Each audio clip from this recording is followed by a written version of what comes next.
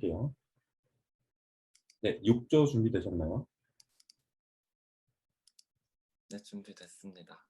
네, 좀 어지러운데 시작하시면 시간이 되도록 하겠습니다. 그럼 6조 발표 시작하겠습니다. 안녕하세요. 저는 오늘 발표를 맡은 6조의 조만기입니다. 저희 팀은 원활한 공유 주거 생활을 위한 서포팅 서비스를 기획하고 있습니다.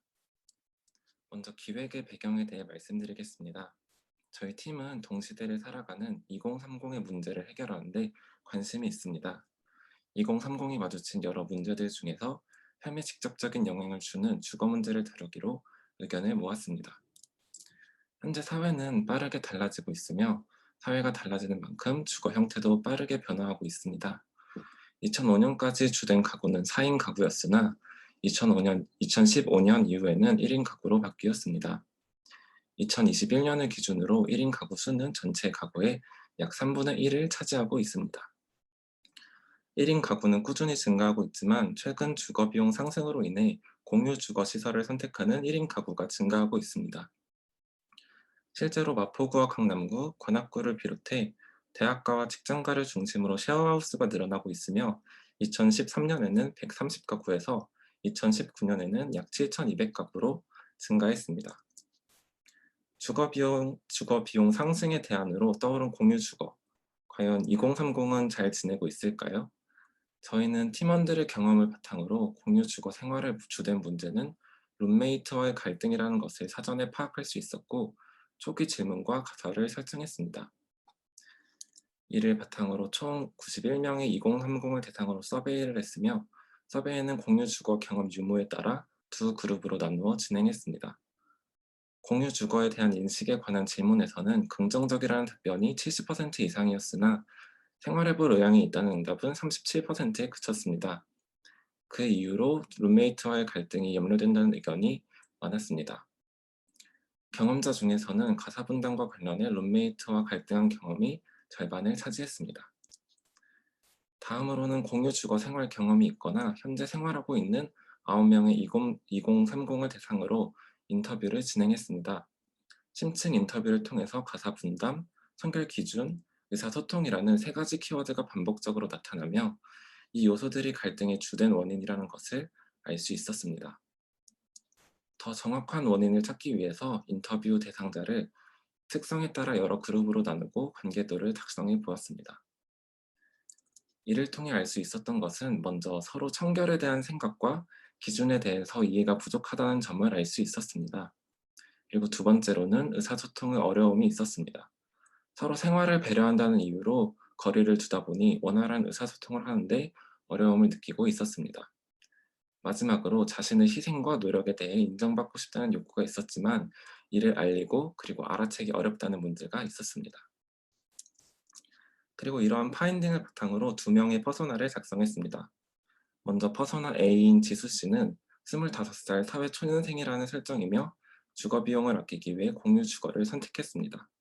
하지만 룸메이트와 청결 기준이 맞지 않았고 사정이 생겨 미루게 된 가사 때문에 룸메이트와 크게 다투게 됩니다. 그리고 퍼소나 B 수정씨는 재택근무를 하고 있는 30세 여성입니다.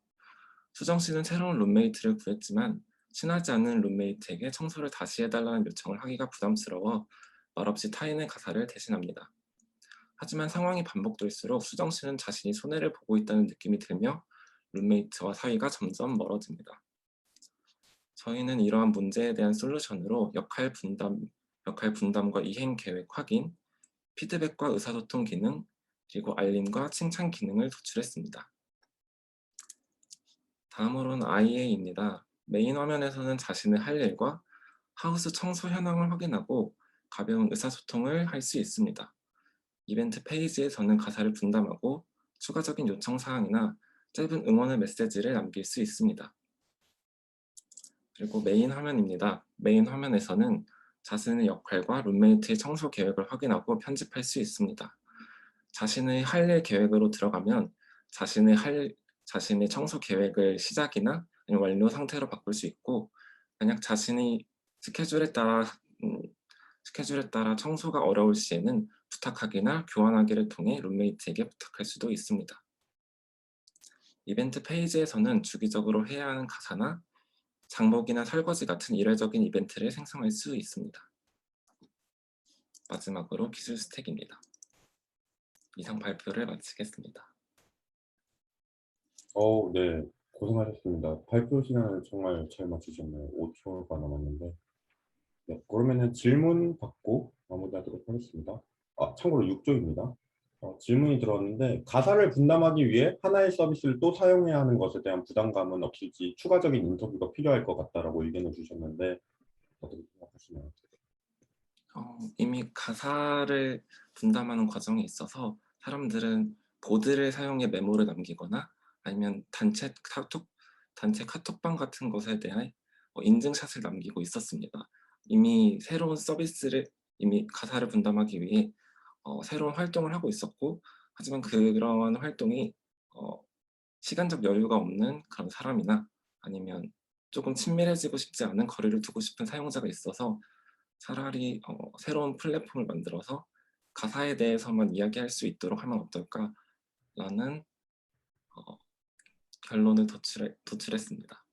네.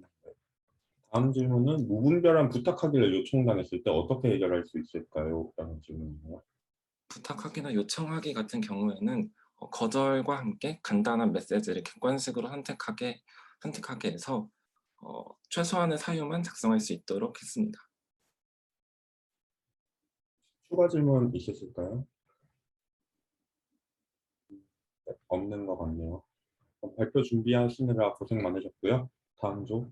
하나 더 올라와서 마지막으로. 본인의 할 일을 하지 않았을 때 어떻게 해결하나요? 라는 질문이에요.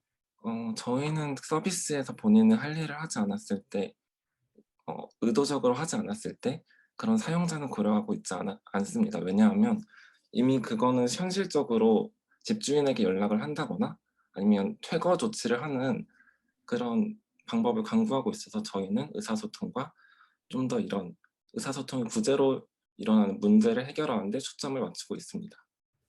네, 알겠습니다.